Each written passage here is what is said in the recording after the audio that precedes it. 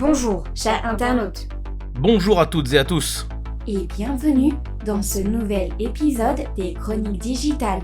Et aujourd'hui, nous allons tacler un sujet très important qui est un pilier de la création audiovisuelle dans le monde, le doublage. Tout d'abord, définissons le doublage. C'est l'action de remplacer la langue originale de tournage d'une œuvre audiovisuelle par une langue parlée dans la zone géographique où est diffusée l'œuvre.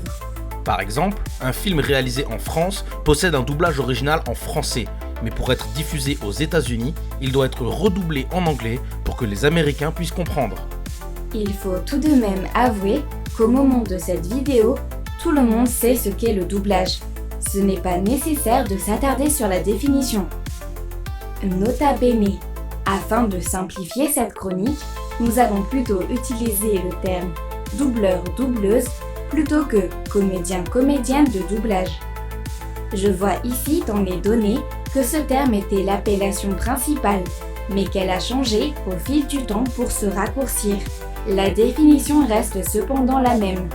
Il est important de rappeler que depuis l'avènement du cinéma, il était obligatoire de passer par ce procédé afin que les œuvres audiovisuelles puissent être diffusées dans le monde entier. Bien évidemment, quand ce n'était pas possible, la solution du sous-titrage fut adoptée, mais ce n'est pas simple pour tout le monde de suivre l'action à l'écran quand on doit lire le texte traduit. Tout à fait, Sam. Bien que le sous-titrage soit une solution élégante pour préserver le doublage original, se concentrer sur de multiples actions à la fois peut être fatigant pour certaines personnes. Dans tous les cas, je trouve intéressant de développer ce sujet, sachant qu'il est important pour nous deux. Nous pouvons parler de son évolution au cours des années, de son utilité et de ses différentes formes. Comme je l'ai dit précédemment, le doublage a vu le jour en même temps que le cinéma parlant. C'était une des seules solutions permettant l'exploitation des films à l'étranger. Ceci impliquait un travail supplémentaire comparé aux films muets qui n'avaient besoin que de remplacer les intertitres. En premier lieu, les directeurs ont imaginé tourner les films plusieurs fois dans plusieurs langues différentes. D'après la base de données, je peux citer en exemple les films The Doctor's Secret de William C. 2000 ou encore Sarah and Son de Dorothy Arzner. Vous vous en doutez certainement, ce procédé est extrêmement onéreux et fut rapidement abandonné. En contrepartie, nous avions face à nous des acteurs qui savaient parler plusieurs langues couramment, ce qui est toujours impressionnant. Il est intéressant de noter que le cinéma italien en particulier avait au départ opté pour la post-synchronisation, un procédé consistant à faire enregistrer la voix des personnages après les prises de vue, par des comédiens qui ne sont pas forcément ceux d'origine. La post-synchronisation est principalement utilisée pour régler le souci des bruits parasites lors des tournages. Lorsqu'un flux audio est jugé non exploitable pour le mixage final, on utilise ce procédé pour fluidifier la scène au niveau sonore. Cela sert également à améliorer le jeu des acteurs. C'est en ceci qu'on différencie ce procédé du doublage classique. Le doublage est effectué principalement grâce à la bande rythmographique. C'est une bande de film 35 mm cinéma entraînée en synchronisme avec l'image, défilant 8 fois moins vite que la bande image. Ceci permet aux comédiens de lire et jouer les scènes tout en donnant vie aux personnages dans leur langue. Cette bande présente tous les signes nécessaires, que ce soit le texte dans la langue d'origine, les rires, les respirations, etc. Il faut également préciser qu'il existe des signes de détection indiquant la présence de consonnes labiales, fricatives ou autres précisions sonores.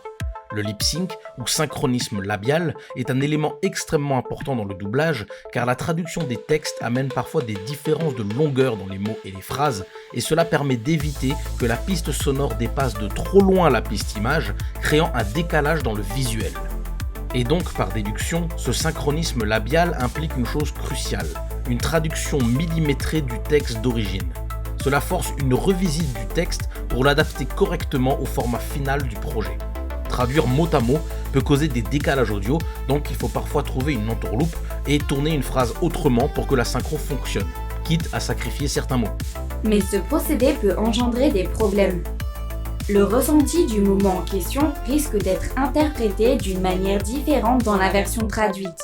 Une sensation forte sera vue comme banale ou inversement. Et ce n'est pas forcément le but recherché par les producteurs. Le reste du procédé de doublage est très complexe à décrire car le doublage en lui-même repose sur un travail très difficile. Il faut bien respecter la traduction, Travailler la synchronisation avec le mouvement des lèvres, créer une intonation précise pour chaque moment, être le plus naturel possible, et bien évidemment, il faut faire au mieux pour que la voix colle avec le personnage doublé. Bien évidemment, ceux qui ne regardent pas en version originale ne verront pas la différence, mais aujourd'hui, avec les réseaux sociaux, il est impossible de ne pas connaître les voix d'origine. Notons également que le doublage implique aussi les bruitages des scènes d'action.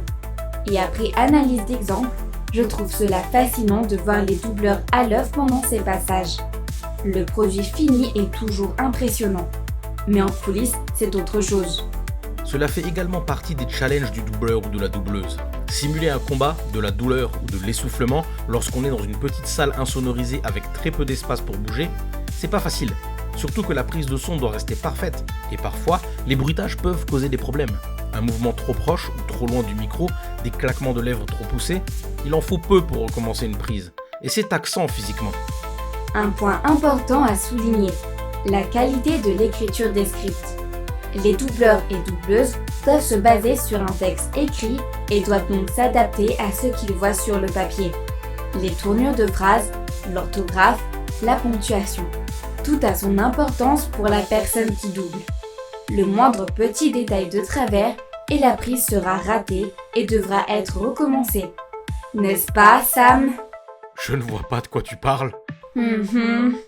En ce qui concerne les livres audio, qui sont des textes dont on a enregistré la lecture à voix haute, on va plutôt parler de création de voix ou voix off plutôt qu'un doublage classique. La voix off implique une base créative sans voix, ce qui implique un processus de création de voix totalement original et libre dans son exécution. Ces livres audio existent surtout pour les non-voyants, les personnes âgées cherchant un meilleur confort ou pour les personnes très actives et qui se déplacent souvent, leur offrant un gain de temps non négligeable. Ou ceux qui n'aiment pas lire.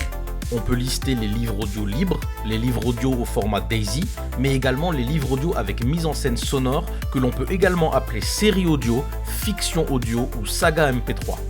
Ces derniers ont toutes les qualités d'un film ou d'une série, avec effets, bruitage, dramatisation, mais nous n'avons pas d'image. Il en convient donc parfois d'ajouter un narrateur pour transcrire l'action en cours, mais ce n'est pas toujours nécessaire. Un bon mixage audio permet à la personne qui écoute d'imaginer la scène correctement. Et n'oubliez pas, conter une histoire pour bercer vos enfants depuis un de leurs livres, cela transforme ce livre en livre audio. Belle analyse, Sam. Merci. Notons également que le doublage et la création de voix sont des éléments centraux dans les jeux vidéo. Et ce depuis très longtemps. Les premiers jeux ayant vu le jour étaient de simples jeux en 2D sans vrai scénario, et l'idée d'y intégrer des voix n'était pas prioritaire. Mais rapidement, avec l'évolution de la technologie, il était devenu possible de créer des jeux plus complexes avec de vraies histoires. Mais les limitations de l'époque ne permettaient pas d'enregistrer beaucoup de pistes et surtout, la qualité était très mauvaise. Après analyse, je vois que le premier jeu vidéo ayant inclus des voix synthétiques fut le jeu Space Spartans sur Intellivision en 1982. Le système Intellivision avait intégré l'IntelliVoice, un synthétiseur de voix permettant d'ajouter des dialogues. Les sources sont floues, mais il semblerait que le premier jeu vidéo à intégrer de véritables voix enregistrées fut Sayers Quest en 1984 sur la console Alcyon de RDI Video Systems. Et depuis, il est devenu très courant d'intégrer le doublage et la création de voix au développement d'un jeu vidéo, voire indispensable. Ceci afin de donner plus de réalisme et d'immersion et surtout de diversifier les expériences de jeu. La plupart des doublages restent corrects aujourd'hui, mais certaines compagnies y mettent plus d'efforts que d'autres et je pense notamment à l'incroyable travail effectué sur les jeux Borderlands par exemple. C'est un travail tout aussi complexe que de doubler pour une série audio, car il faut bien intégrer son personnage qui n'est disponible qu'avec des visuels de production lors des enregistrements. Le doublage est également essentiel pour tout ce qui est dessin animé, cartoon ou animé. Tout ce que nous avons expliqué précédemment est valable ici, à quelques différences près. Je souhaite m'attarder sur un point en particulier que j'estime important, le choix du doubleur, le choix de la doubleuse. Ce n'est peut-être pas évident à chaque fois, mais c'est un point crucial pour la qualité finale du projet. Le critère le plus important, du moins en ce qui me concerne, est le suivant. Le doubleur ou la doubleuse doit avoir une voix qui colle le plus possible à celle d'origine. Ceci permet de garder des intonations similaires et surtout de faire transparaître les émotions initiales des scènes le plus fidèlement possible. Il arrive très souvent par exemple que des femmes doublent des personnages masculins, surtout quand ces 10 personnages sont jeunes. Ce n'est pas un problème, tant que c'est respecté par rapport au projet d'origine. Bien évidemment, la liberté créative permet de jouer avec ce critère, mais pour ceux qui ont l'habitude des VO, cela peut être troublant. Parfois, les projets utilisent le procédé cité précédemment, où ils utilisent les mêmes acteurs pour doubler leurs personnages dans d'autres langues. Je pense notamment à François Berléand, qui a redoublé son personnage dans la série de films Transporteur. Un acteur français qui double son personnage qui est français. Logique, non ? C'est un exemple très précis et qui illustre bien le besoin de respecter le matériel source. Nous pouvons aussi mettre en lumière le choix de garder les mêmes doubleurs pour doubler tel ou tel acteur à travers toutes ses apparitions. Malheureusement, personne n'est immortel. Et si les compagnies souhaitent garder en vie les personnages, que ce soit avec des acteurs physiques ou des doubleurs, il faudra à un moment les remplacer. C'est la triste réalité. Au-delà des causes naturelles, il peut parfois y avoir des désaccords financiers ou créatifs qui causent un changement dans les doubleurs et doubleuses.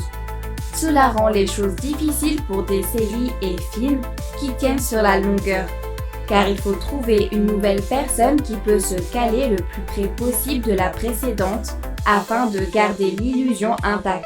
Il faut également penser aux personnages de fiction qui ont marqué les différentes générations et qui seront d'un point de vue nostalgique et financier irremplaçables. Vous avez certainement des exemples en tête. D'après ce que je vois dans les données, je pourrais me permettre de dire que le domaine du doublage n'est pas à prendre à la légère. Malheureusement, les coûts de production vont grandement influencer la qualité finale d'un projet. Et parfois, les compagnies vont préférer prendre la personne qui coûte la moins cher pour faire le travail, plutôt que de faire en sorte de respecter le matériel source. Ceci est très dommage, car cela impacte la qualité du projet perçu à l'étranger. Les traductions se sont tout de même améliorées avec le temps. Au début, tout était flou, et quand les mots étaient méconnus, il y avait des remplacements approximatifs qui tuaient l'effet du moment. Quelle galère! Je vois également dans la banque de données qu'il y a une véritable petite guerre qui existe sur les réseaux et Internet en général entre les pro-VO et ceux qui préfèrent les doublages locaux. Cela me semble bien ridicule. Je pense que c'est un débat qui a sa validité, lorsqu'on considère tout ce que nous avons listé. Mais ce n'est pas la peine d'en faire tout un plat. Si vous appréciez telle ou telle version, c'est votre droit. Nous ne pouvons pas tous nous prétendre être des professionnels du doublage. Ce qui va nous déranger, c'est la voix en elle-même, et chacun ressent ce qu'il ressent. Oui, ce n'est nullement nécessaire de dénigrer la vie d'autrui. Bien, je pense que nous avons fait le tour du sujet. À part si tu as quelque chose à rajouter, Sam.